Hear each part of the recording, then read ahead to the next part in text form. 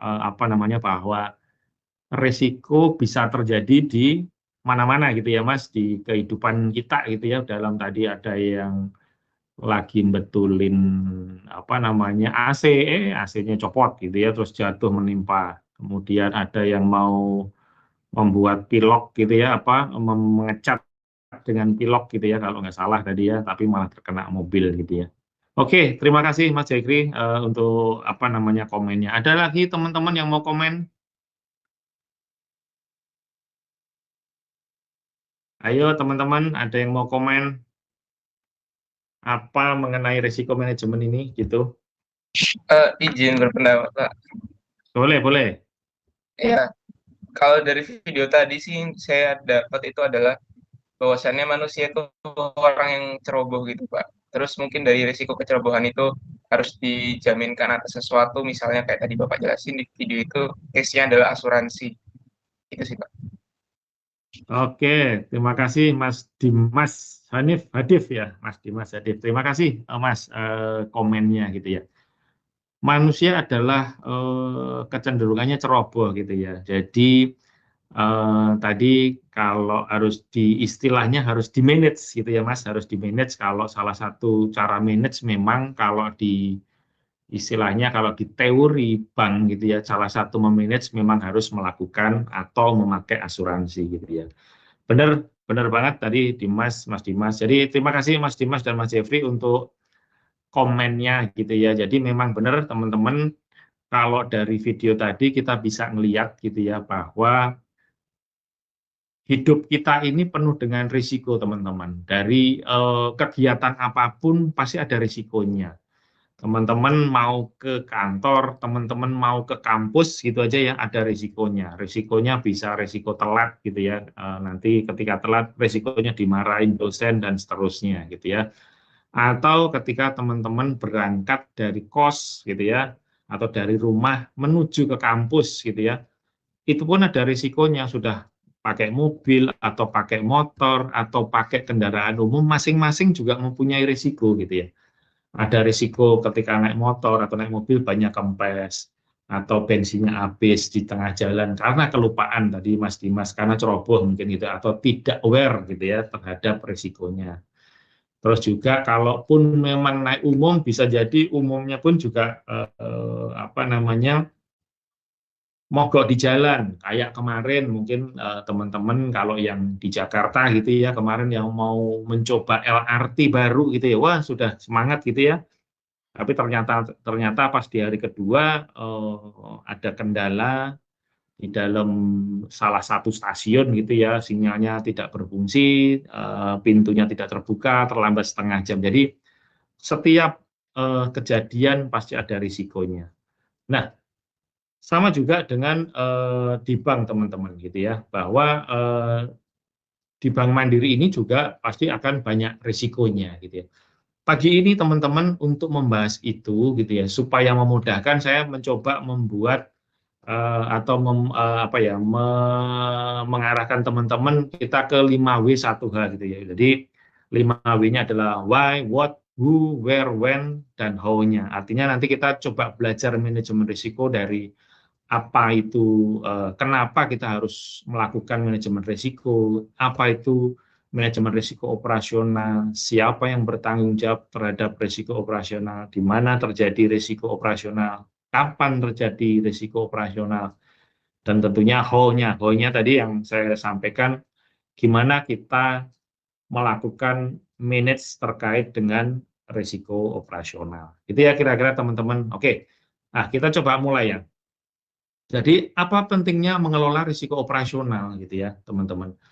Nah teman-teman kalau di bank gitu ya, di perbankan mungkin teman-teman juga banyak mendengar juga terkait dengan risiko operasional gitu ya.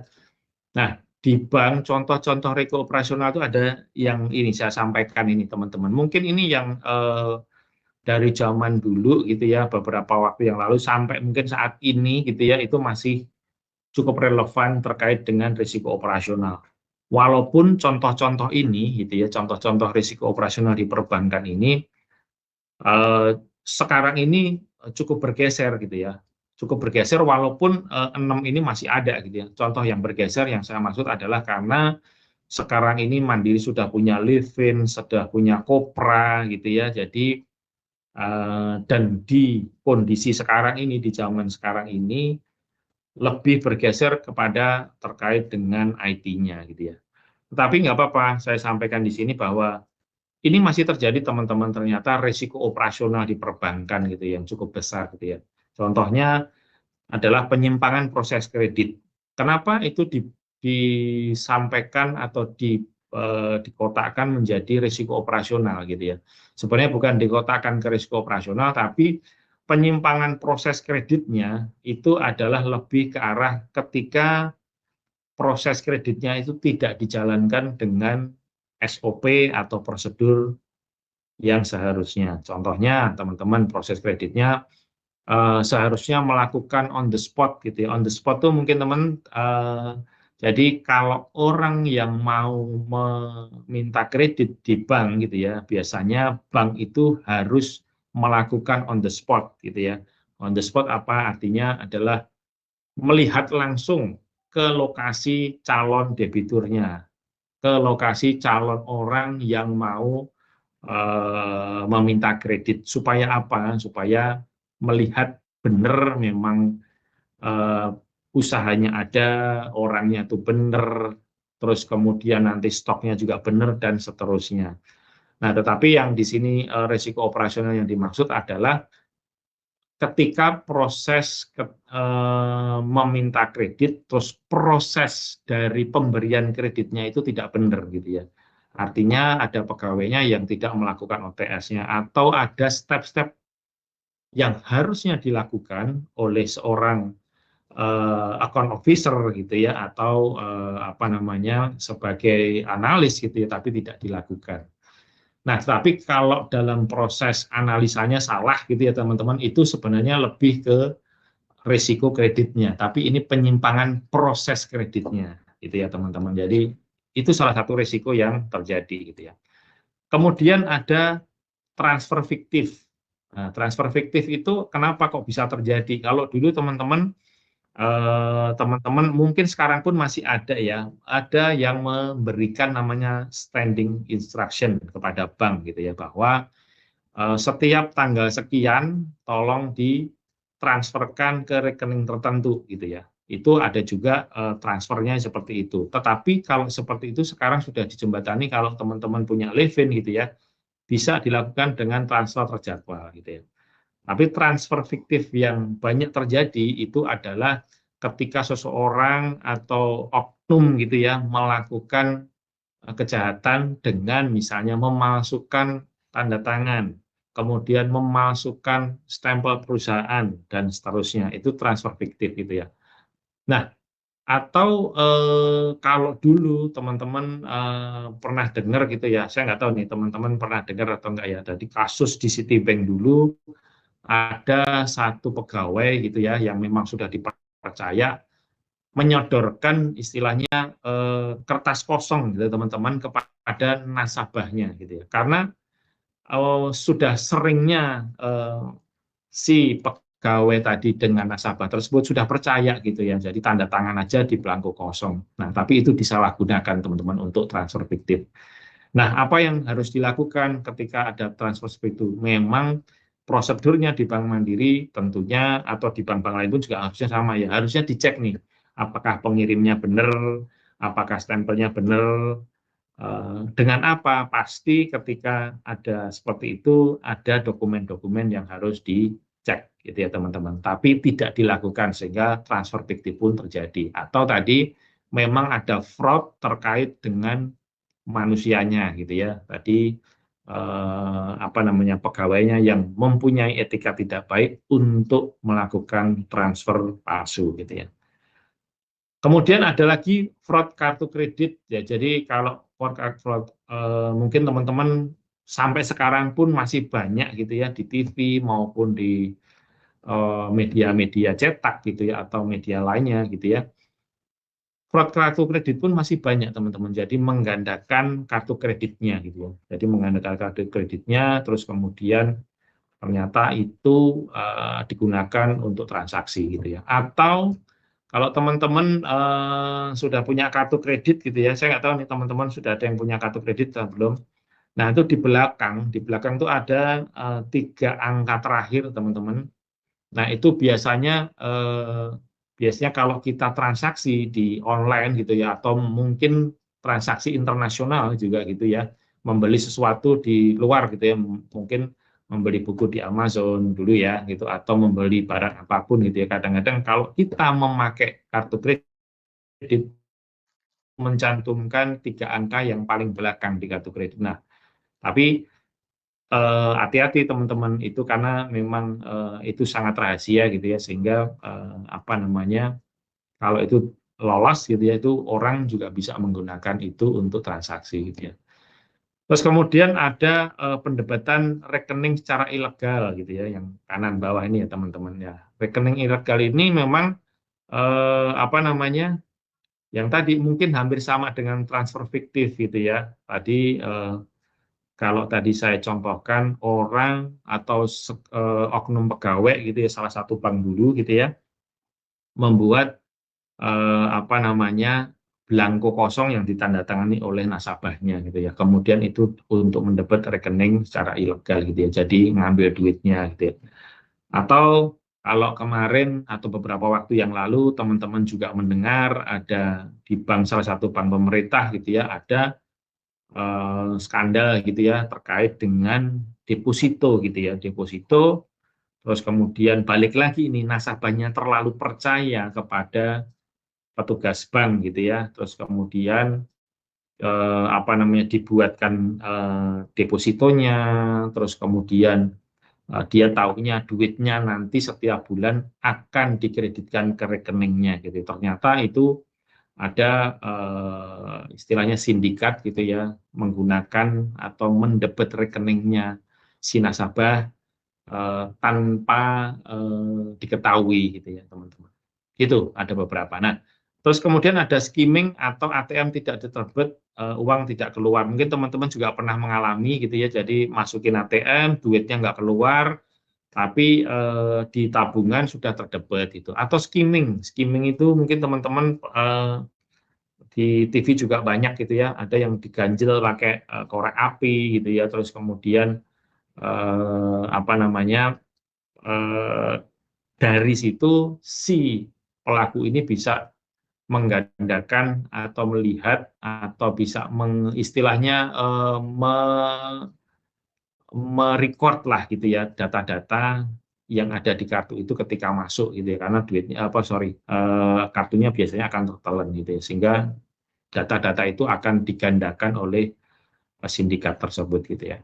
Kemudian ada denda regulator teman-teman, itu salah satu risiko operasional juga. Kalau bank misalnya dalam melakukan istilahnya kan sekarang ini data gitu ya teman-teman, data atau report bank itu harus disampaikan kepada regulator, misalnya ke OJK atau ke BI gitu ya. Ternyata reportnya atau laporannya telat, reportnya atau laporannya ternyata datanya ada yang kosong, ada yang salah. Itu biasanya dari OJK-nya atau BI-nya akan memberikan denda kepada bank gitu ya.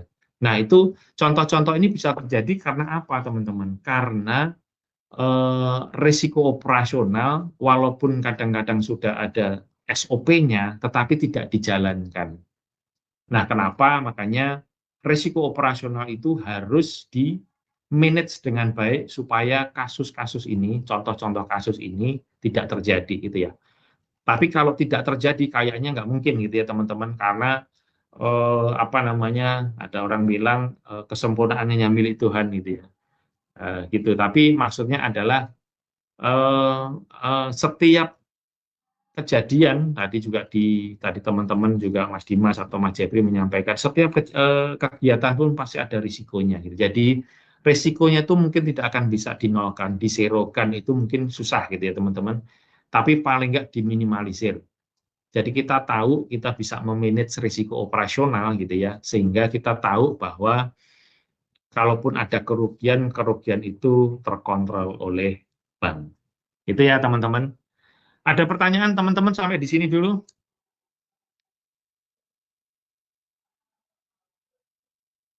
Ada pertanyaan? Tidak ada? Oke, saya lanjut ya teman-teman. Kalau ada langsung open mic ya teman-teman, silakan aja. Oke, nah kenapa mengelola risiko operasional itu penting gitu ya?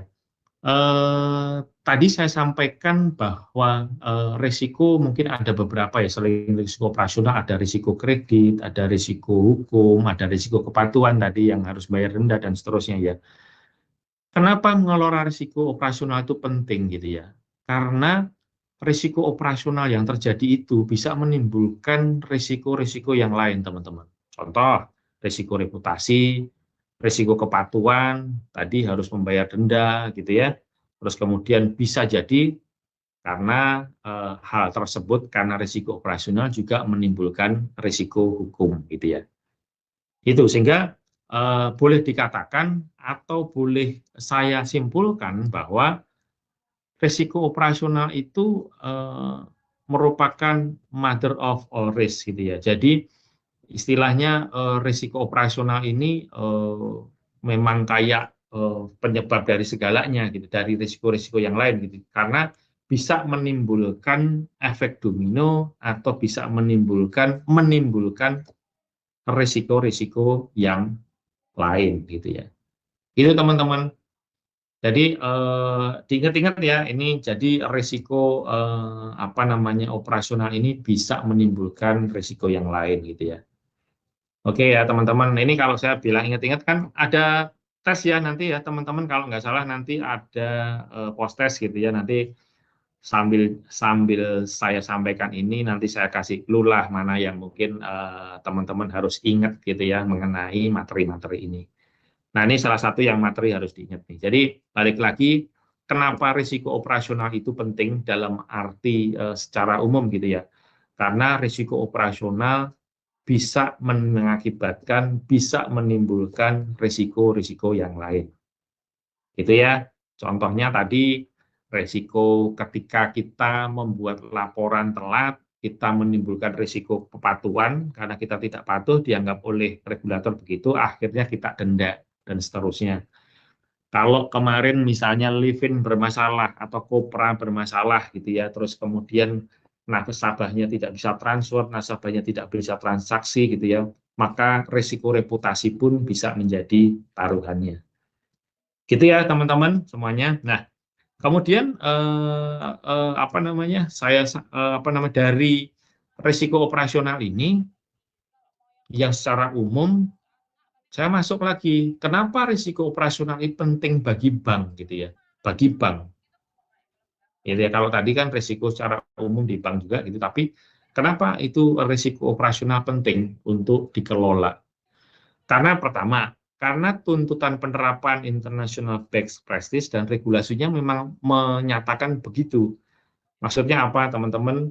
Bahwa regulator pun juga sudah menyampaikan bahwa risiko operasional harus dikelola, risiko operasional harus dilaporkan, gitu ya. Jadi dari sisi regulator nasional pun ada, secara best practice internasional pun juga risiko operasional itu harus dikelola. Kalau enggak bisa menimbulkan keguncangan bagi bank dan bisa menimbulkan kerugian bagi bank, gitu ya. Nah, itu secara regulasinya gitu ya. Nah, kemudian kalau dari sisi apa namanya persaingan seperti apa? Karena produk semakin kompleks, teman-teman, semakin produk perbankan semakin kompleks gitu ya. Jadi dulu kalau bank itu hanya punya namanya tabungan, deposito dan giro, istilahnya begitu ya untuk tabungan gitu ya. Bentuknya untuk funding gitu ya. Tetapi sekarang sudah macam-macam, ada namanya apa namanya reksadana, kemudian ada namanya saham yang bisa dibeli lewat aplikasi gitu ya. Di bank pun juga kita sudah ada gitu ya, di Bank Mandiri pun kita juga bisa sudah beli misalnya apa namanya sukuk gitu ya atau obligasi gitu ya yang ditawarkan sudah bisa. Nah, itu harus dikelola teman-teman karena semakin kompleks dan juga pemain lokal itu sudah harus bertarung dengan pemain-pemain global teman-teman. Artinya apa? Produk-produk, terus kemudian juga fintech-nya, terus kemudian juga dari sisi IT-nya gitu ya. Ternyata kita tidak bisa dilepaskan dari apa yang ada di dunia gitu ya. Sudah saling terkoneksi. Sehingga kalau kita tidak manage resiko operasionalnya, kita bisa ketinggalan, kita bisa kebobolan, dan kita bisa rugi besar gitu ya. Nah, itu kenapa teman-teman harus dikelola risiko operasionalnya. Nah, selain itu, untuk bisa mengelola risiko operasional itu, bank mempunyai namanya risiko atau mempunyai appetite risiko operasional. Jadi, kalau teman-teman, apa itu appetite gitu ya, appetite risiko gitu ya. Kalau teman-teman membayangkannya begini, kalau misalnya teman-teman mempunyai toko gitu ya, atau gampangnya Indomaret gitu ya, Indomaret. Indomaret itu juga pasti menyadari bahwa di dalam apa yang dijual di toko itu, kemungkinan ada beberapa produknya yang mungkin rusak gitu ya, rusak. Terus kalau memang tempat penyimpanannya tidak bagus gitu ya, bisa jadi ada di situ misalnya tikus atau kemungkinan penyimpanannya nggak bagus, barangnya jadi rusak dan seterusnya gitu ya. Nah, tetapi mereka akan memanage itu supaya itu tidak terjadi. Tetapi saya meyakini bahwa kayak di Indomaret pun juga sudah ada nih. Nanti barang-barang yang saya yang rusak karena kecerobohan dari calon nasabah juga bisa gitu ya, jatuh itu misalnya rotinya jatuh, keinjek dan seterusnya gitu kan. Nah, itu kan tidak bisa dijual. Itu pasti ada kerugian yang memang sudah ditolerir atau menjadi appetite dari si eh, pemilik tadi gitu ya. Artinya, oh kalau misalnya dengan tokoku segede ini, saya rugi atau saya kehilangan sekian juta gitu ya, atau sekian ratus ribu gitu ya, ya sudahlah, itu bagian dari risiko gitu ya. Atau bagian dari promosi, menjadikan salah satu epitetet yang memang berapa sih yang harus atau bisa diasep oleh bank dalam mengelola risiko. Itu teman-teman, kira-kira kenapa risiko operasional itu penting gitu ya. Ada pertanyaan teman-teman semuanya?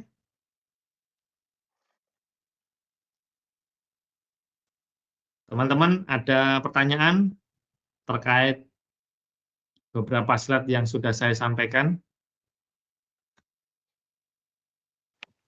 Mohon izin Pak, izin bertanya Pak Silakan dari Mas Dimas. Dimas. Ya. Ya. Dari penjelasannya Bapak terkait bank itu mempunyai appetite terhadap risiko atau apa ya, tadi saya nangkapnya itu kayak bank punya pilihan seberapa jauh gitu risiko yang mau dikelola, seberapa jauh risiko yang ya udah dibiarin aja gitu kan Pak. Ya nangkapnya gitu tadi. Tapi kan kalau bank sendiri itu kan regulasinya ketat banget ya Pak. Nah itu gimana sih Pak bank itu dalamnya imbangin appetite risikonya, tapi tetap dalam koridor sesuai dengan regulasi ditetapkan oleh regulator gitu, misalnya BI atau OJK. Oke, terima kasih Mas Dimas. Oke, pertanyaannya bagus banget nih. Jadi appetite gitu memang artinya, terus kalau tadi saya contohkan kalau toko gitu ya, terus kemudian kalau barangnya hilang gitu ya, itu yang bisa di-accept gitu ya.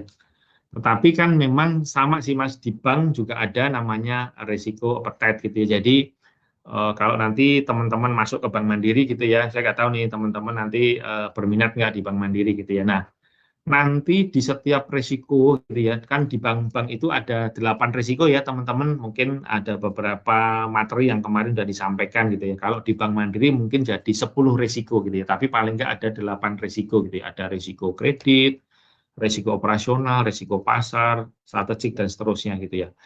Nah, biasanya kami Bank Mandiri mempunyai appetite, contohnya begini Mas, contohnya yang paling itu ya, kalau di kredit gitu ya.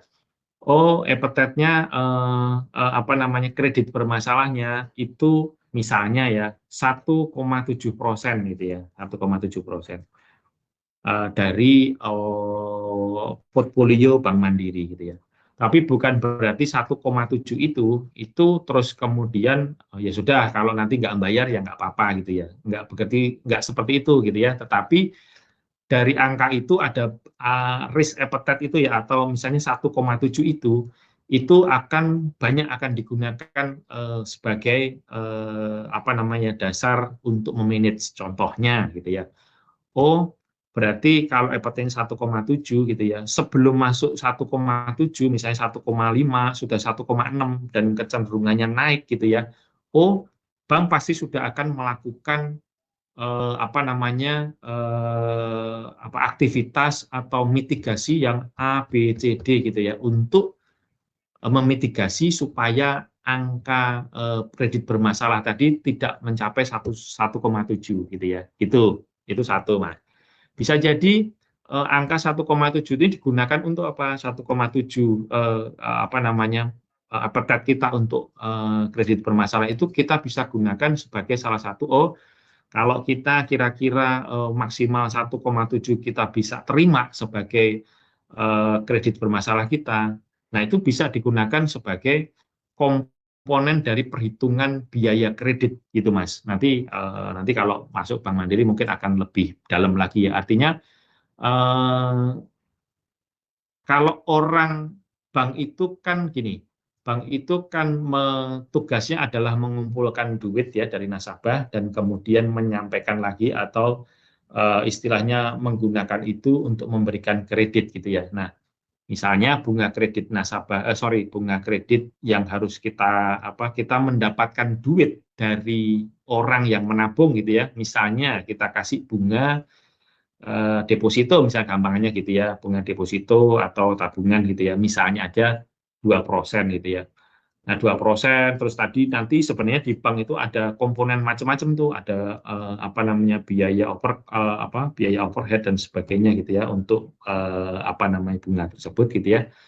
Nah, tapi tadi yang saya bilang bahwa ada appetite bank 1,7% tadi yang akan bermasalah gitu ya. Itu bisa dimasukkan. Berarti duit yang saya keluarkan untuk mengumpulkan duit dari nasabah gitu ya. Kemudian nanti saya jual atau kalau orang ada yang meminta kredit di Bank Mandiri, ini bunganya 4 gitu ya. Nah, komponen 4 ini tadi salah satunya selain dari bunga yang kita harus apa namanya keluarkan untuk mengumpulkan tabungan tadi 2%, tadi ada komponen 1,7-nya, terus ada komponen lain gitu Mas. Jadi appetite itu seperti itu. Atau contohnya yang lain adalah di operasional risk gitu ya. Di operasional risk itu juga ada risk appetite-nya gitu ya. Misalnya gitu ya. Kalau misalnya apa namanya di bank gitu, biasanya akan ada berapa sih persentase risiko duit yang hilang di bank gitu ya dibandingkan dengan laba Bank Mandiri gitu ya. Contohnya misalnya labanya kemarin berapa Mandiri misalnya 20 triliun gitu ya. Nah, ini Mandiri biasanya akan mempunyai ini appetite kita berapa duit yang hilang gitu ya. Duit yang hilang itu berapa gitu ya. 0,0 sekian persen misalnya gitu ya. Nah, itu berdasarkan kajian juga Mas gitu ya bahwa historical Bank Mandiri ada kasus-kasus tadi ya, contohnya ada kredit fiktif, ada harus bayar karena kita membayar denda regulator, ada ATM yang di skimming dan seterusnya. Rata-rata kerugian Bank Mandiri itu sekian gitu. Sehingga dari situ kita bisa melihat nih appetite-nya berapa. Tujuannya adalah untuk apa? Supaya kita tahu nih batasnya kira-kira kalau apa namanya yang saya mau jangan lebih dari sekian persen gitu ya. Jadi sebelum ada itu pun kita akan banyak mitigasi risiko yang dilakukan sehingga tidak sampai ke level yang mungkin akan membuat Bank Mandiri tidak nyaman gitu. Gitu Mas Dimas kira-kira kebayang ya ininya ya. Oke, ada lagi Ya Pak, teman-teman terima yang mau kasih Pak. menanyakan? Oke, kalau nggak ada saya lanjut ya. Oke. Eh, nah, kemudian tadi kita sudah melihat why-nya, kenapa kita harus melakukan manajemen risiko operasional. Why-nya kita sudah tahu nih, karena tadi ada beberapa tadi. Nah, sekarang definisinya apa? Sebenarnya risiko operasional itu apa gitu ya. Nah, ini teman-teman juga bisa baca di sini ya, ada definisi risiko operasional gitu ya, baik dari OJK-nya maupun dari BIS gitu ya. BIS itu adalah Bank of International Settlement gitu ya. Jadi ini bagian dari ini teman-teman organisasi yang memang menaungi bank-bank di seluruh dunia, khususnya yang dulu awalnya adalah G20 gitu ya. Jadi yang apa namanya, yang mengeluarkan aturan-aturan bagaimana bank itu mengelola atau memanage risiko yang ada di bank itu, yaitu yang BIS itu, atau Basel Committee on Banking Supervision gitu ya, teman-teman. Nah, risiko operasional apa? Nah, risiko operasional adalah risiko akibat ketidakcukupan dan atau tidak berfungsinya proses internal, kesalahan manusia, kegagalan sistem, atau kejadian eksternal yang tentunya hal itu akan mempengaruhi operasional bank atau bisa mempengaruhi labanya bank gitu ya. Nah, ini perlu diingat-ingat teman-teman, ini mungkin keluar nih. Jadi risiko operasional itu ada 4 gitu ya teman-teman. Risiko operasional itu terjadi karena 4 hal yang tidak berfungsi atau tidak dimanage dengan baik. Proses internal, manusia, sistem, dan eksternal gitu ya. Nah, sebenarnya sama ini. Kalau dari BIS-nya juga sama gitu ya, hampir sama lah gitu ya. Karena memang OJK memang mengadop dari apa yang didefinisikan oleh BIS gitu ya. Itu ya teman-teman, jadi diingat nih ya teman-teman mengenai definisi risiko operasional. Nah, kalau tadi ada 4, ada manusia, ada proses internal, ada sistem, dan ada eksternal gitu ya. Nah, kemudian kalau dari sisi risiko operasional sebenarnya teman-teman, kita atau sebenarnya secara umum ya, risiko secara umum, tapi saya lebih dalam lagi ke risiko operasionalnya. Pasti insiden atau event itu pasti ada cause-nya, gitu ya, ada cause-nya gitu ya. Terus kemudian tentunya dari event itu akan berdampak atau berimpact sesuatu gitu ya. Nah, jadi di dalam risiko operasional adanya cause, adanya event, adanya impact. Ini sesuatu yang memang istilahnya makanan sehari-hari buat teman-teman di risiko operasional gitu ya. Karena kalau ada sesuatu insiden terjadi, pasti akan pengen tahu nih, dari manajemen pun juga pengen tahu kenapa kok bisa terjadi gitu ya. Penyebab terjadinya event atau kerugian tersebut karena apa gitu ya. Misalnya kayak kemarin ya Livin, misalnya suatu saat apa namanya, bukan suatu saat, pada satu masa dulu ada ketika Livin di awal gitu ya, itu sempat bermasalah teman-teman, ada sekitar 4 jam lah gitu ya, ada 4 jam kalau nggak salah. Atau kalau yang kemarin yang paling heboh gitu ya, teman-teman dengar gitu ya, di salah satu bank syariah di Indonesia gitu ya, sampai 4 hari teman-teman tidak bisa berfungsi sistemnya gitu ya. Wah, ini kan sangat gede banget gitu ya, apa namanya, impact-nya gitu ya. Terus dicari ini penyebabnya apa sih sebenarnya gitu ya. Tentunya kalau sampai sistemnya tidak berjalan gitu, apakah ada, pertama pasti apakah sistemnya itu ada bermasalah di internalnya, ataukah memang diserang gitu ya, diserang dari hacker atau dari misalnya yang memang fraudster ya, yang memang mencoba untuk mengobok-obok sistem gitu ya. Nah, penyebabnya akan dicari teman-teman, apakah ada prosesnya, ataukah ada manusianya, ataukah fraud-nya gitu, apakah sistemnya yang bermasalah, ataukah ada kejadian eksternal gitu ya, yang memang terjadi gitu. Nah, tentunya kalau dari sisi apa namanya, event tadi yang terjadi, atau karena ada sesuatu yang menjadikan banknya tidak bisa beroperasi dengan baik, contohnya tadi yang di bank syariah tadi, tentunya kerugiannya banyak banget teman-teman.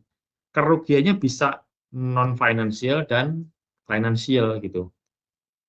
Karena ada kejadian itu bisa berdampak financial dan non financial. Jadi teman-teman mungkin ini perlu diingat juga, pasti kalau ada kejadian pasti ada causes-nya, dan causes-nya pada 4 itu ya teman-teman. Kalau dari sisi risiko operasional, penyebabnya pasti ada karena proses, ada manusia, ada sistem, dan kejadian eksternal gitu ya. Nah, pasti ada cause, ada event, pasti ada impact gitu ya. Itu ya teman-teman, ini apa namanya harus dipahami juga gitu. Nah, kalau saya contohkan gitu ya mengenai causes gitu ya, cause gitu ya, diproses gitu ya. Apa sih Pak proses contohnya yang diproses gitu ya? Proses internal tidak berjalan gitu ya. Misalnya input transaksi gitu ya tidak dimasukkan sesuai instruksi. Contohnya gitu ya. Harusnya ketika di teller gitu ya bahwa ada orang nasabahnya transfer sebanyak 10 atau 1 juta gitu ya. Tapi salah ini menjadi 10 juta, kebanyakan nolnya lah seperti itu. Nah, di prosesnya biasanya ketika teller masukin itu ada controllingnya juga. Biasanya teller head-nya, teman-teman. Itu biasanya juga mengontrol atau melakukan approval. Nah, tapi kalau misalnya head-nya juga asal pencet aja di sistem gitu ya sebelum itu tertransfer gitu ya tanpa melihat juga, wah ini tidak sesuai dengan instruksi nih. Jadi ada proses di situ dari si teller misalnya ke head tellernya, ternyata proses verifikasi atau proses checkingnya tidak dilakukan gitu ya. Atau yang diproses teman-teman ini yang di bawahnya, supervisor tidak melakukan verifikasi terhadap hasil input pegawai. Tadi salah satunya contohnya teller. Atau sebenarnya hal yang lain adalah ketika memasukkan data gitu ya, data apakah data pegawai atau data nasabah atau data misalnya data terkait dengan analisa kredit gitu ya. Nah, itu kalau tidak di verify gitu ya, terus kemudian asal saja gitu ya, asal centrang atau ya udah jalankan gitu ya, itu bisa menimbulkan risiko-risiko yang lain gitu. Contohnya kalau dia tadi kalau misalnya angkanya salah gitu ya, ya risikonya salah transfer rugi 9 juta itu ya. Atau kalau misalnya dalam kredit dia memasukkan datanya salah, keputusannya pun juga bisa salah. Gitu ya teman-teman. Nah, yang contoh lain untuk people gitu ya. Kan tadi ada proses people, sistem dan eksternal. Kalau people apa? Nah, people kalau memang pegawai melakukan fraud karena ya memang sudah berniat jahat gitu ya, teman-teman. Itu people-nya atau memang kapasitas dari apa nih pegawainya memang tidak bagus gitu ya. Nah, mungkin kurangnya juga bukan pegawainya sendiri nih, salahnya gitu ya. Kalau dirunut-runut gitu ya, prosesnya apa sih sebenarnya gitu ya. Bisa jadi memang pegawai tersebut tidak diberikan training yang benar atau tidak diberikan pengetahuan yang cukup sehingga memang kapasitas dia kurang gitu ya.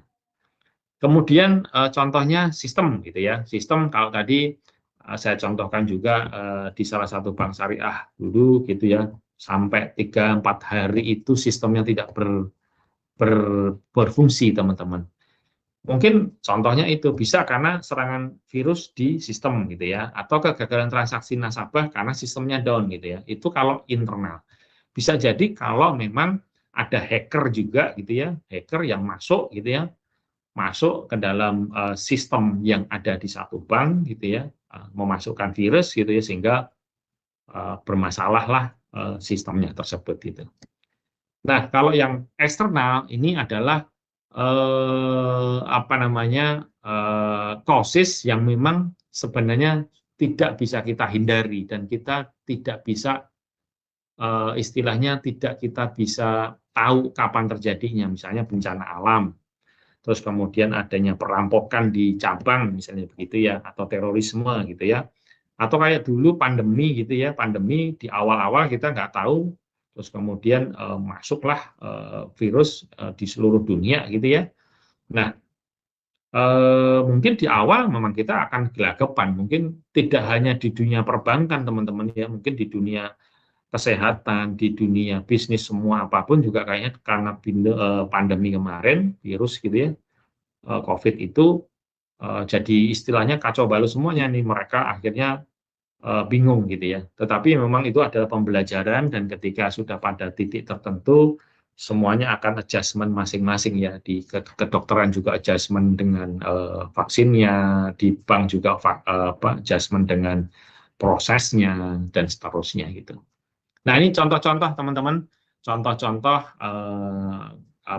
causesnya gitu. Nah, kalau impact-nya apa? Impact-nya yang tadi saya sampaikan bisa financial dan non-financial gitu ya.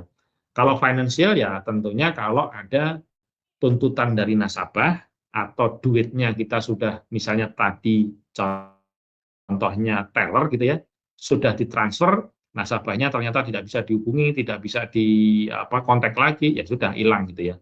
Atau kalau tadi yang tadi saya sampaikan contohnya adalah sistem gitu ya, misalnya merasa ada nasabah yang duitnya berkurang karena sistemnya bermasalah gitu ya, artinya saldo saya kok berkurang gitu ya, atau duitnya berkurang, nah itu bisa dituntut oleh nasabah gitu ya, bukan dituntut, memang itu keharusan gitu ya bank untuk bisa mengembalikan. Nah, tapi kalau duitnya itu ternyata virusnya tadi dilakukan oleh hacker dan duitnya sudah ketarik di misalnya entah di mana gitu ya, mungkin sudah kita nggak tahu kemana ya, bank harus mengganti itu. Jadi akibat risiko operasional tersebut ada kerugian finansial yang harus ditanggung oleh bank gitu ya. Ada impact yang bersifat non financial. Kalau pemberitaannya contoh tadi juga karena sistem bermasalah gitu ya. Terus kemudian di Twitter, di IG, di koran, di TV gitu ya. Jadi pemberitaannya nggak bagus nih. Oh, bank ini sistemnya nggak bagus nih.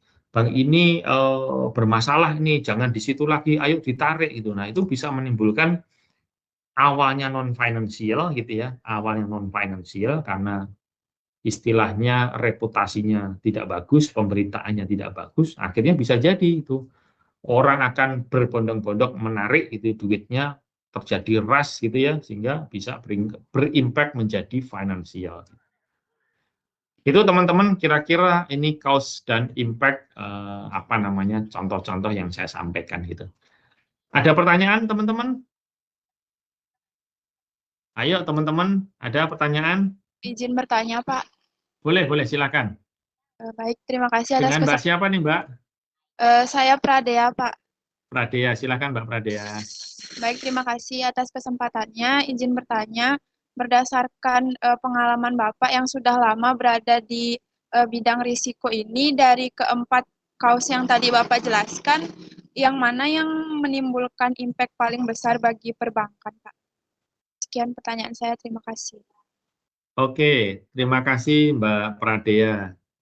Jadi kalau ditanyakan mana yang paling besar, mungkin saya harus lihat datanya dulu gitu ya Mbak. Tapi gini, di manajemen risiko operasional biasanya kita akan melihatnya mungkin nanti di materi setelahnya ya, nanti akan ada gitu ya. Jadi gini, ada yang kasus-kasus itu ada yang likelihood-nya itu kecil gitu ya, tetapi impact-nya gede. Contohnya tadi sistem gitu ya, jarang terjadi, gitu, tapi sekali terjadi duitnya gede gitu ya, artinya kerugiannya besar gitu ya. Tapi ada proses yang kecil-kecil misalnya gitu ya, karena misalnya tadi salah transfer gitu ya, terus kemudian ada skimming gitu ya, bisa jadi sistem gitu ya. Itu kecil-kecil tapi banyak gitu ya. Nah, kalau tadi Mbak Pradea sampaikan mana yang paling gede gitu ya dari 4 ini, itu mungkin saya jawabnya tidak bisa ditentukan Mbak, karena bisa jadi tahun ini gitu ya, tahun ini mungkin yang paling besar adalah karena prosesnya, karena ada sistem bukan sistem, ada proses apa namanya pemberian kredit atau proses terkait dengan satu produk tertentu itu tidak berhasil gitu ya, itu besar. Tahun ini gede, tapi bisa jadi tahun sebelumnya karena di tahun sebelumnya ternyata sistem di Bank Mandiri, di sistem di satu bank misalnya gitu, atau di Bank Mandiri bermasalah gitu ya, dan kemudian sistemnya tidak jalan, terus kemudian misalnya ada virus dari hacker gitu ya, sehingga kerugiannya gede, bisa jadi tahun itu yang paling gede sistem gitu ya, atau misalnya gitu ya, pada satu kurun waktu tertentu ada yang gede banget gitu ya, ada bencana alam yang gede banget, sehingga istilahnya misalnya ada gempa, ada misalnya ada apa namanya ya, misalnya gitu ya, atau contohnya ya ada nanti ada kita nggak tahu ya, tapi semoga tidak ada ya, ada satu virus lagi atau ada apa lagi gitu ya, yang bisa menimbulkan. Atau misalnya terorisme, tiba-tiba misalnya ya, tapi amit-amit jangan terjadi gitu. Misalnya aja nih contohnya, satu gedung di apa namanya di satu bank gitu ya, kemudian ada terorisme diledakkan gitu. Itu kan bisa jadi pada tahun itu kerugiannya dibesar di tahun di salah satu penyebab itu, tetapi di tahun berikutnya mungkin tidak gitu. Gitu kira-kira Mbak Pradea. Jadi memang tidak bisa apakah yang paling besar proses, sistem, people, atau eksternal gitu ya. Itu bisa berubah-ubah sesuai dengan kondisinya gitu. Tetapi contoh-contoh yang tadi saya sampaikan memang itu bisa terjadi. Kalau bank tidak bisa melakukan manage-nya, bisa jadi itu meledak. Istilahnya meledak dalam arti bisa menimbulkan kerugian yang besar gitu. Kira-kira gitu Mbak Pradea, apakah menjawab? Baik, terima kasih Pak. Jawabannya sudah menjawab dari pertanyaan saya. Oke, terima kasih Mbak Pradea. Ada lagi teman-teman yang lain yang mau menanyakan? Izin Bapak. Oke, silakan. Oke. Tapi sebelumnya mohon maaf Pak, mungkin pertanyaannya cukup panjang. Jadi Siap, siap. mungkin kalau misalnya ngomongin tentang operational risk sama COVID-19 itu sangat sejalur dengan skripsi saya Pak mengenai bank risk dan operational risk. Dan di mana bank risk dan operational risk itu adalah salah satu komponen dari bank risk. Dan data yang saya dapatkan pada Bank Mandiri itu memang pada tahun 2020 dari return on assets-nya itu menurun Pak. Namun berhasil meningkat dan mulai stabil kembali pada selesainya COVID. Yang mana berarti Bank Mandiri ini kan survive ya.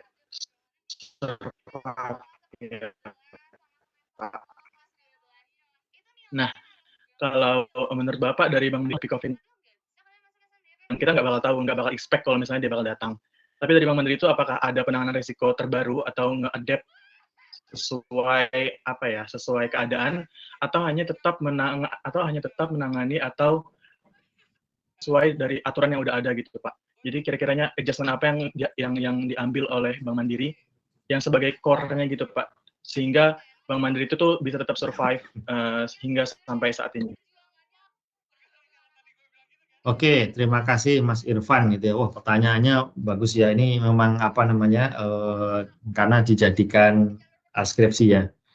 Benar Mas, kalau di istilahnya begini, COVID itu memang mungkin tidak ada yang menyangka segede ini semuanya di dunia gitu ya. Di belahan dari Amerika sampai Eropa sampai Asia, Afrika semuanya kayaknya juga pada awal-awal itu gagap semuanya gitu ya, gagap dalam menangani kondisinya gitu. Jadi mau apa ini mungkin menjadi pengalaman baru gitu, semuanya jadi pengalaman baru gitu ya. Nah di Bank Mandiri memang ketika dulu gitu ya ada COVID ini, pertama kita memang pasti akan mengacu kepada dulu ada apa namanya apa ya namanya ya apa yang di badan nasional itu yang memang mengelola itu, jadi kita relate on mereka itu apa yang menjadi rambu-rambunya gitu ya. Tetapi di internal Bank Mandiri sendiri, kalau di Bank Mandiri kan punya namanya unit BCM gitu ya, Business Continuity Management gitu ya. Jadi mereka juga menyiapkan gitu ya, menyiapkan langkah-langkah semuanya gitu ya.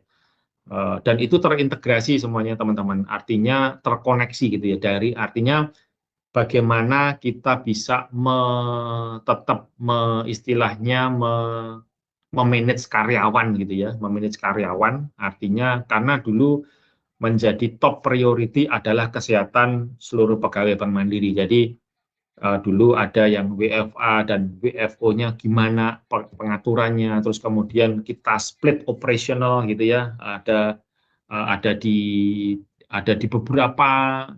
beberapa gedung yang akan digunakan gitu ya. Jadi seperti itu. Terus termasuk bagaimana kita melakukan kreditnya dalam kondisi pandemi, terus bagaimana kita memanage terkait dengan funding dan lendingnya tadi termasuk kredit gitu ya, itu dengan terintegrasi dan terkoneksi semuanya gitu. Sehingga tadi Mas Ivan sampaikan ya akhirnya Bank Mandiri bisa survive gitu loh.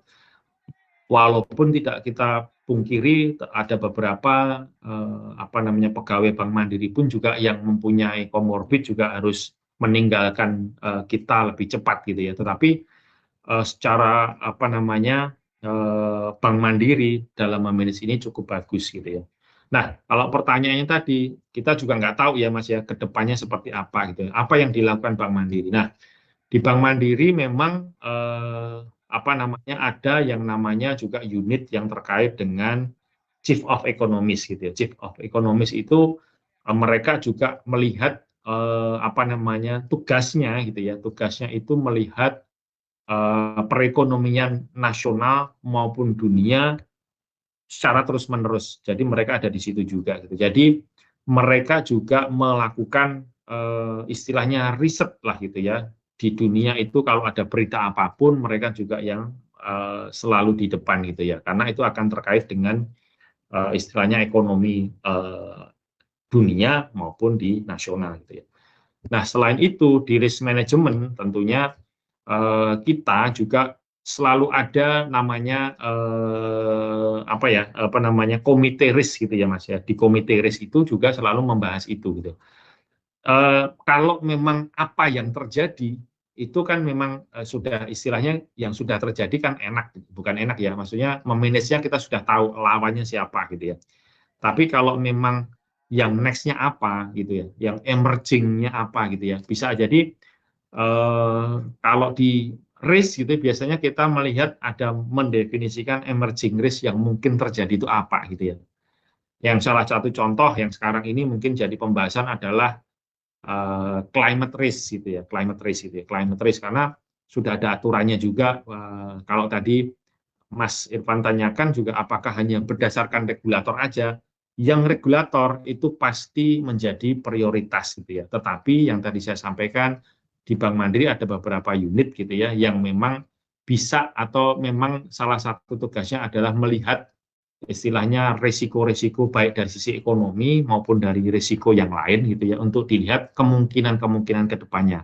Walaupun kalau kita melihat ya belum tentu semuanya benar gitu ya, tetapi paling enggak kalau isinya seperti ini kita harus ngapain gitu ya.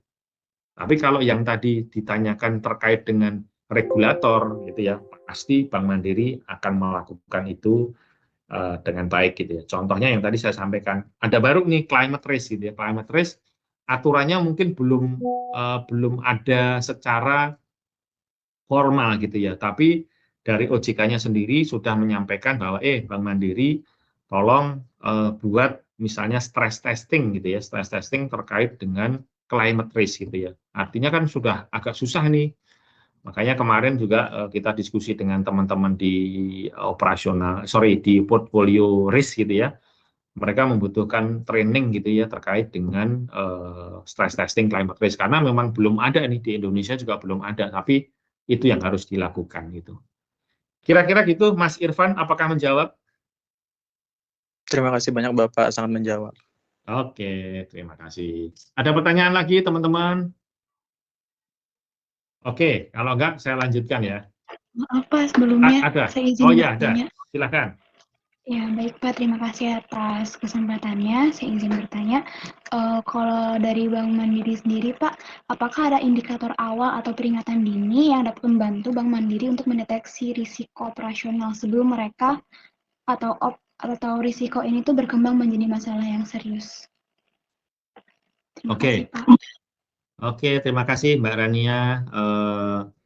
Ada apa namanya nanti ya, tapi nanti akan saya jawab karena ada di slide-slide berikutnya nanti ya Mbak Rania ya, nggak apa-apa ya. Kita hold dulu ya. Tetapi Bank Mandiri apakah punya apa namanya tools gitu ya, paling nggak untuk mendeteksi apa istilahnya yang di internal Bank Mandiri gitu ya. Nanti akan ada gitu ya. Saya utang ya Mbak Rania, nanti akan saya jelaskan ya. Oke, teman-teman ada lagi selain Mbak Rania? Oke, kalau enggak kita lanjut dulu ya teman-teman. Oke. Nah, tadi kalau kita sudah memahami ya mengapa kita harus apa namanya melakukan atau mengapa kita harus memanage risiko operasional. Terus kemudian juga tadi sudah tahu apa itu risiko operasional. Nah, sekarang saya coba melanjutkan lagi. Nah, kalau ada risiko operasional di Bank Mandiri gitu ya, siapa yang bertanggung jawab gitu? Gitu ya pertanyaannya teman-teman ya. Nah, sebenarnya kalau pertanyaan itu disampaikan, kita akan selalu menjawab kepada teman-teman di Bank Mandiri gitu lah. Ada dua sebenarnya, diri sendiri dan juga line manager gitu ya. Kenapa ada dua ini? Pertama adalah sebenarnya eh, eh, kenapa yang bertanggung jawab atas risiko operasional diri sendiri gitu ya. Karena kan yang tadi contohnya, misalnya teller salah transfer gitu ya, salah dia menginput gitu ya.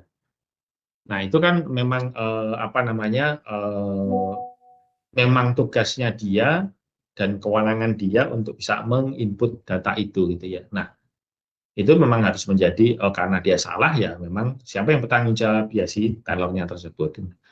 Tapi yang lain apakah ada? Ya line manager salah satunya gitu ya. Karena apa? Kalau misalnya tadi si tellernya menginput salah, kemudian line manajernya juga asal-asalan gitu ya, kemudian dia tidak memeriksa, dia tidak mengecek, asal pencet aja gitu, asal approve aja gitu ya. Jadi dia juga akan bertanggung jawab terhadap risiko operasional tersebut gitu ya. Karena ya memang istilahnya si line manager harusnya memberikan contoh kepada si bawahannya gitu ya. Ini secara ini ya siapanya gitu ya apa bahwa bisa bisa saya sendiri, bisa line manager gitu ya. Artinya di sini bisa menggambarkan bahwa bagaimana di bank itu line manager atau atasan kita itu bisa dianggap bersalah terhadap kesalahan yang sebenarnya dilakukan oleh anak buahnya gitu ya, dilakukan oleh underline-nya gitu. Jadi nanti kalau teman-teman pun gitu ya, misalnya nanti sudah bekerja gitu ya, entah nanti di Bank Mandiri atau di tempat lain gitu ya. Kalau teman-teman mempunyai anak buah gitu ya, biasanya juga akan kalau anak buahnya salah, bermasalah gitu ya, sedikit banyak pasti kita sebagai atasannya juga ikut bertanggung jawab terhadap atau memberi ada andilnya lah kesalahannya di situ. Gitu ya teman-teman, ini singkat saja siapa yang bertanggung jawab itu. Tapi selain ini ya tentunya ada yang memang harus ditanggung oleh bank sendiri gitu ya. Tapi ini kalau pribadinya siapa gitu.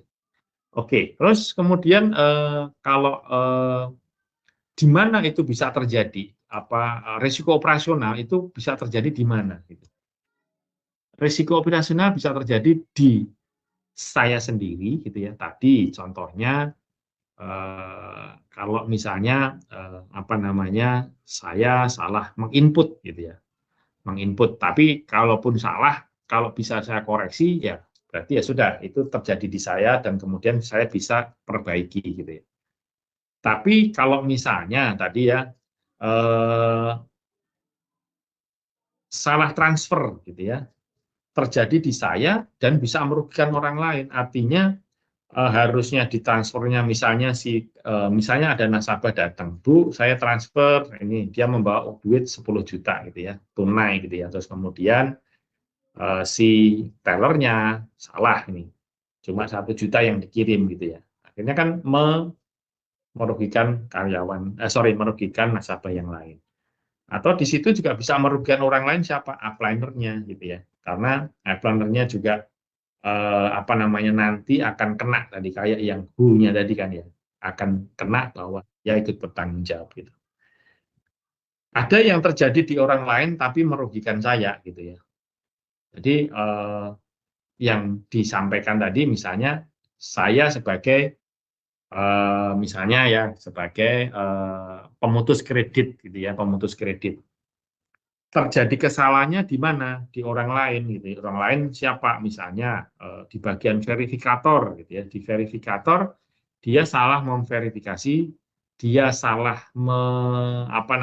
membuat datanya gitu ya.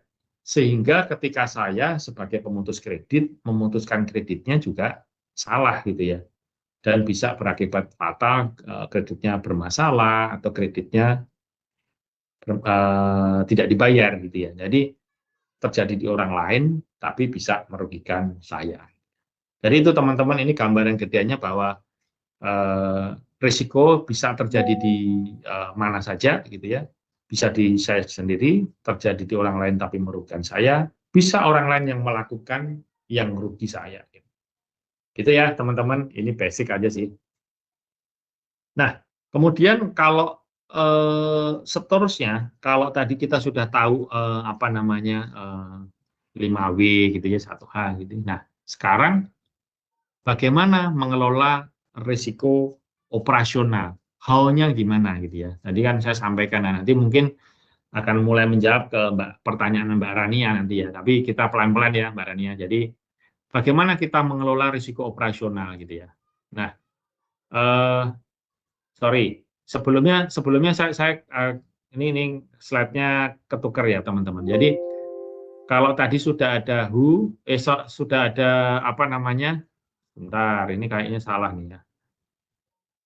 Tadi kan siapa yang bertanggung jawab ya. Terus kemudian di mana terjadinya. Nah, ini sebenarnya apa namanya? Kalau kalau dari risiko operasional gitu ya. Kapan terjadinya gitu ya. Nah, sebenarnya kalau di sini, sebentar, ini kayaknya ada yang salah nih teman-teman. Jadi sebentar ya, sebentar ya teman-teman.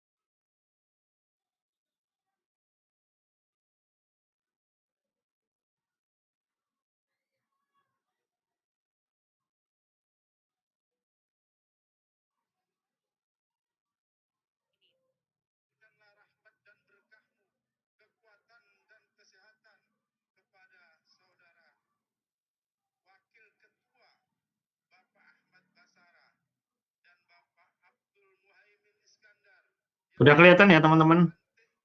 Sorry.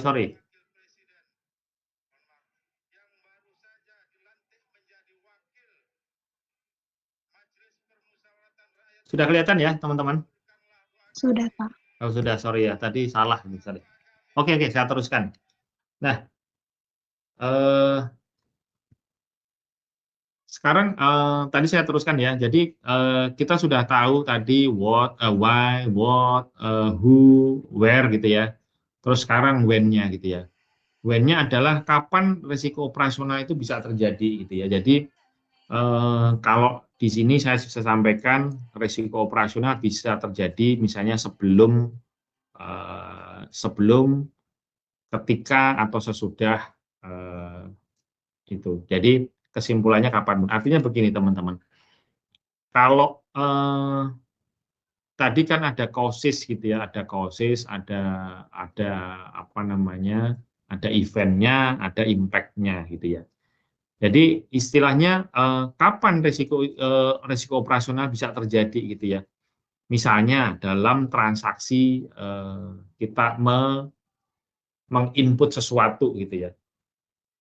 Risiko operasional bisa terjadi kalau sebelum event itu gitu ya. Artinya kalau kita ngambil datanya salah gitu ya,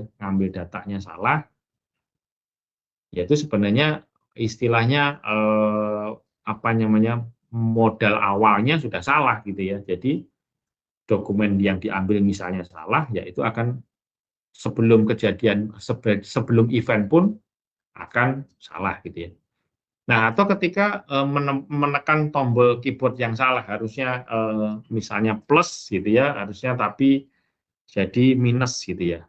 Itu juga bisa menimbulkan kerugian risiko operasional. Atau sesudah transaksi berjalan pun gitu ya, transaksi sudah berjalan pun ternyata yang kita kerjakan ya, tetapi di step berikutnya di sananya juga salah gitu ya, atau di step berikutnya salah yang bukan di istilahnya bukan di tugas kita gitu ya. Jadi sebenarnya kalau kita menyimpulkan ya sebenarnya kejadian atau kapan risiko operasional itu bisa terjadi kapanpun gitu. Kayak misalnya kalau kita mau berangkat ke kampus misalnya teman-teman seperti itu kan. Misalnya nanti teman-teman mau mengendarai motor gitu ya. Bisa jadi sebenarnya risiko operasional yang akan terjadi itu sebelumnya sudah kita tidak aware gitu ya. Misalnya tadi motor ternyata banyak kempes atau bensinnya kurang gitu ya. Bensinnya sudah mau habis tapi kita tidak kontrol gitu. Nah, itu kan bisa menimbulkan risiko karena kita sebelum kejadian kita ada diawali oleh hal tertentu gitu ya. Nah, tapi kalaupun di jalan kemudian bisa jadi hal yang terjadi apa misalnya ketika kita mau ke kampus, tujuannya ke kampus, bisa tadi terpeleset, terus kemudian kecelakaan, kita diseruduk apapun gitu ya, itu bisa terjadi gitu ya. Jadi pas kejadian itu. Atau ketika kita sudah nyampe kampus gitu ya, sudah nyampe kampus, ternyata kita mau istilahnya mau ikut kelas karena sudah terlambat, ya kelasnya sudah ditutup, dosennya tidak mengizinkan untuk masuk gitu ya. Nah, itu sebenarnya gambaran aja teman-teman bahwa risiko kredit bisa terjadi di mana saja gitu ya. Risiko operasional bisa terjadi di mana saja. Gitu ya teman-teman. Nah, kita sudah tahu tadi ada 5W-nya sudah tahu gitu ya. Kemudian nanti mungkin kita akan bicara mengenai how-nya. Bagaimana mengelola risiko operasional. Itu ya teman-teman. Jadi pada periode ini nanti kita akan mengungkapkan atau menyampaikan bagaimana sih proses manajemen risiko operasional dan overview-nya terkait dengan risiko operasional seperti apa gitu ya. Nah, teman-teman, sebenarnya kalau dari risiko gitu ya, sebenarnya kalau di Bank Mandiri gitu ya, kita atau mungkin secara umum teman-teman juga ada di kuliah gitu ya, bahwa pengelolaan risiko itu sebenarnya ada 4 ini. Kalau dibilang ada 4. Bagaimana yang pertama adalah mengidentifikasi risiko. Gitu ya. terus kemudian menilai risikonya. Yang ketiga, memantau risikonya. Yang keempat adalah mengendalikan risikonya. Ini teman-teman harus ingat ya, ini mungkin nanti keluar juga. Jadi, ini proses manajemen risiko secara umum adalah ada 4 tahap ini. Sama, sehingga di risiko operasional juga ada 4 ini. Nah, apa yang terjadi atau apa yang dilakukan di identifikasi risiko operasional gitu ya. Nah, kalau sebagai contoh gitu ya, ada risiko kebocoran dokumen rahasia melalui chat tidak berbayar gitu ya. Contohnya adalah mungkin WA gitu ya, teman-teman WhatsApp gitu ya. WhatsApp itu di Bank Mandiri sebenarnya juga sudah sebenarnya sudah diimbau untuk tidak dilakukan, atau sebenarnya sudah ada larangan bahwa kalau mengirim dokumen atau terkait dengan pekerjaan di Bank Mandiri itu tidak boleh memakai WA gitu ya. Tetapi harus menggunakan email atau sarana lain yang ada di Microsoft Office 365 kalau di Bank Mandiri, karena kita sudah kerjasama dengan Microsoft gitu ya, jadi kita ada yang khusus Bank Mandiri itu sudah ada gitu ya. Nah, ini sebagai contoh gitu ya, ada risiko bahwa ada kebocoran dokumen rahasia melalui chat tidak berbayar, contohnya WA tadi. Nah, kita menilai nih risikonya gitu ya. Impact-nya gimana ini? Ada nanti terjadi fraud-nya besar. Karena apa? Dokumen yang dikirim bisa jadi istilahnya kayak sekarang kan WA pun kan bisa disadap lah gitu ya. Bisa berpotensi pada resiko hukum atau resiko reputasi kalau dokumen-dokumen yang dianggap rahasia tadi bisa keluar gitu ya.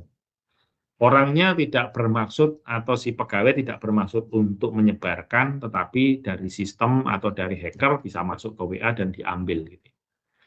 Nah, bagaimana? Oh, impact-nya besar. Terus likelihood-nya tinggi nggak? Tinggi gitu ya.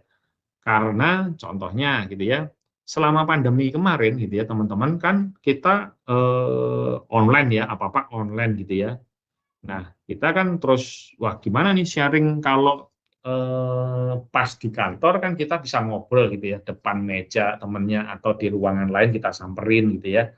Tapi kalau selama pandemi kemarin ternyata, oh saya ngirimnya pakai apa nih? Ada yang ngirim email, oke gitu ya.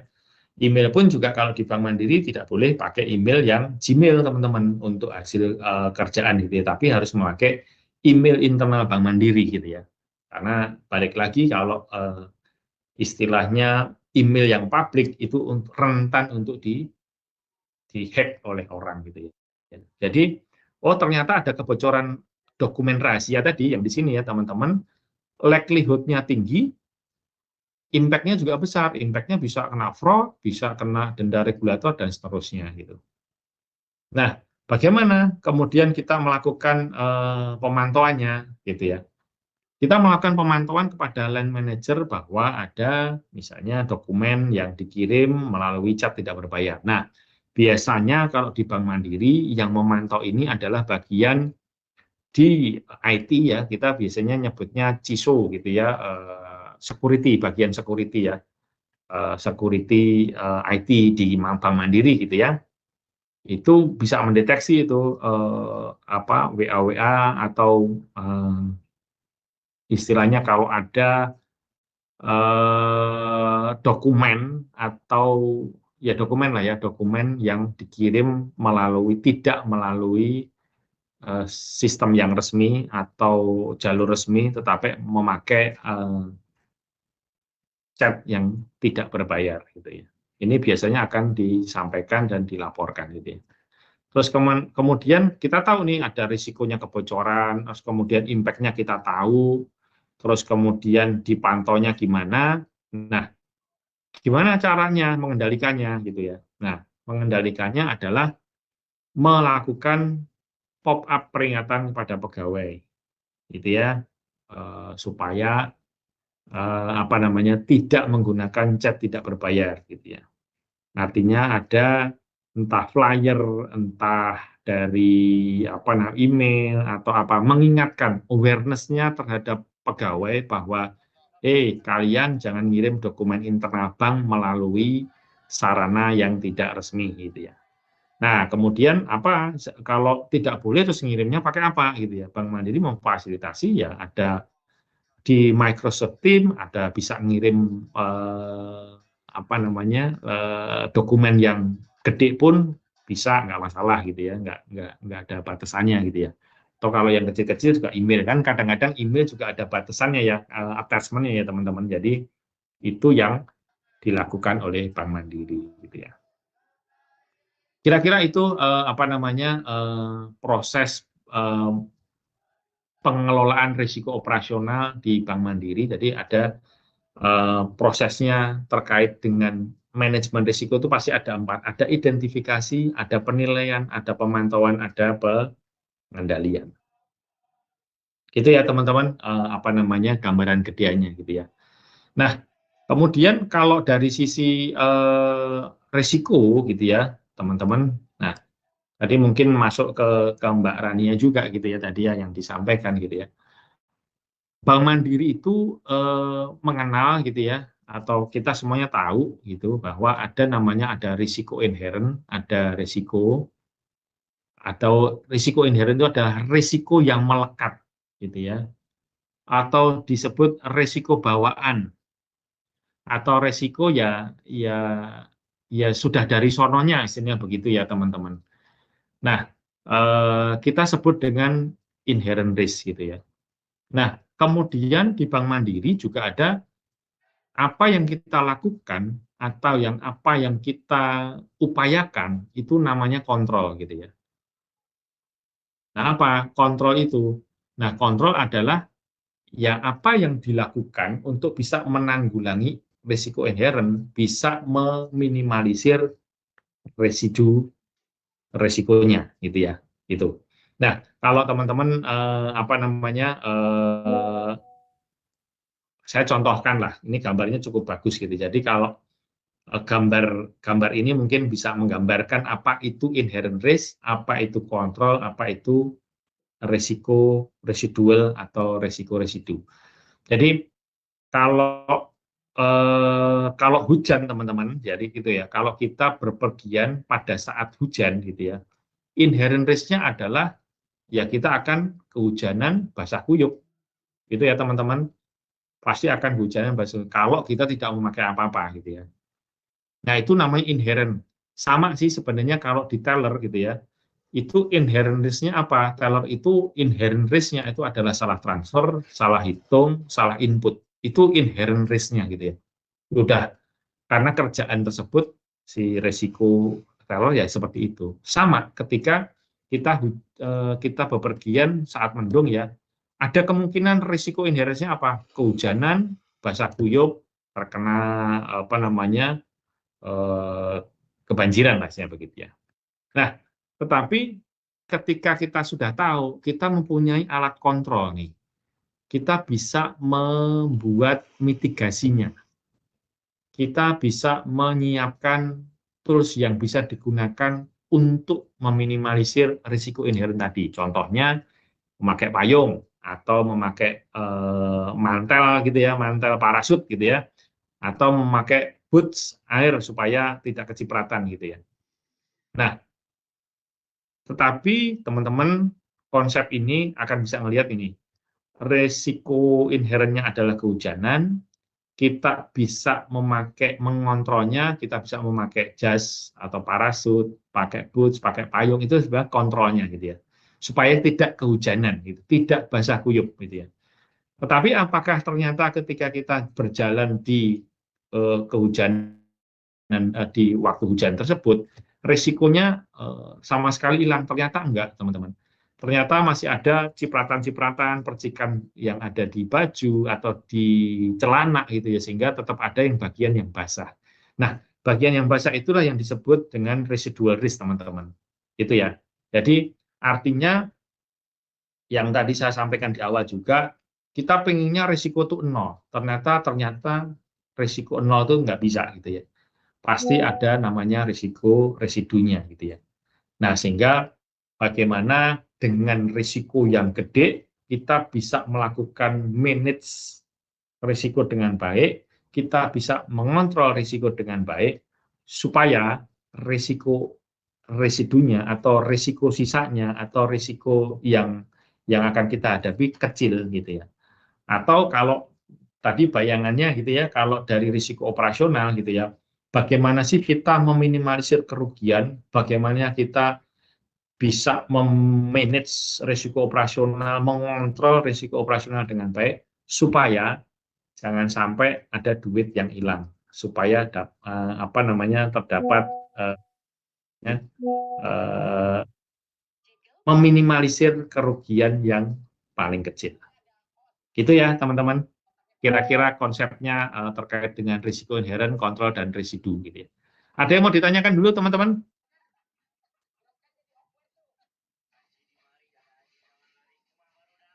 Belum ya? Oke. Ini sudah jam 9.45 ya. Oke. Oke teman-teman, mungkin karena sudah jam 9.45, harusnya 9.30 ya, saat ini saya kebablasan gitu ya. Kita istirahat dulu. Silakan teman-teman minum atau mau ke belakang, mau nyemil-nyemil dulu silahkan gitu ya. Kira-kira 20 menitan ya teman-teman, nanti kita balik lagi ya. Oke teman-teman, kita break dulu ya, 20 sampai 30 menit lah. Oke, terima kasih. Baik Pak Beno, terima kasih. Teman-teman kita istirahat dulu.